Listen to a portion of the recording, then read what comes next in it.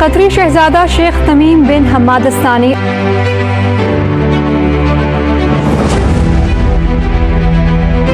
कतरी शहजादे तिलोर का शिकार करेंगे। शाही सिंध के सरदारों और आलीशान कतर अरबों की कहानी 3 फरवरी 1998 को डान अखबार में शाया हुई। 14 और 15 दिसंबर 1997 की सर्द रातों में बदीन और थरपारकर के इजला की रहीम की बाजार में कतर के बादशाह शेख नासिर ने 2 मासूम लड़कियों शहनाज और नजीरा को रात भर हवस का निशाना बनाया, जिसके नतीजे में उनकी कैंप के अंदर ही वो 2 मासूम लड़कियां दम तोड़ गई। और मकामी डॉक्टर्स उन 2 लड़कियों के बारे में बताते हैं कि उनका जिस्म सर से नीचे देखने के लायक नहीं था। डॉक्टर्स ने बताया कि उनकी हालत इतनी ख़राब थी कि उनकी आंतें भी बाहर आ चुकी थी। कतर के बादशाह का सारा प्रोग्राम बदीन और थरपारकर के उस वक्त के डिप्टी कमिश्नर्स और मकामी मोअज़्ज़िज़ीन मकबूल राहमू और गुलाम रामू ने तरतीब दिया था।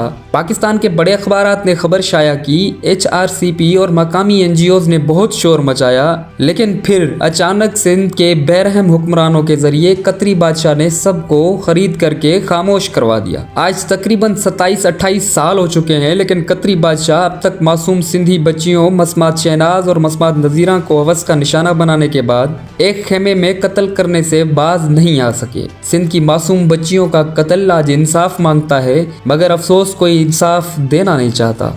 सिंध की आवाम अब जान जाएं कि हम सिंध के सरदारों और वडेरों को काफिर गद्दार क्यों कहते हैं। उन वाक़यात से कबल ज़िला ठट्ठा की साइली पट्टी में उसी तरह एक वाक़े में आम और फुफी नामी मासूम बच्चियां अरब बादशाह और शहजादे के डेरे के अंदर लुक्मा अजल बन गई। ऐसा वाक़ा जिससे सिंध के लोग बाखूबी वाकिफ होने के बावजूद भी खामोश हैं। अब सिंध के कई शहरों में उन अरब बादशाहों और शहजादों के डेरे कायम हो चुके हैं।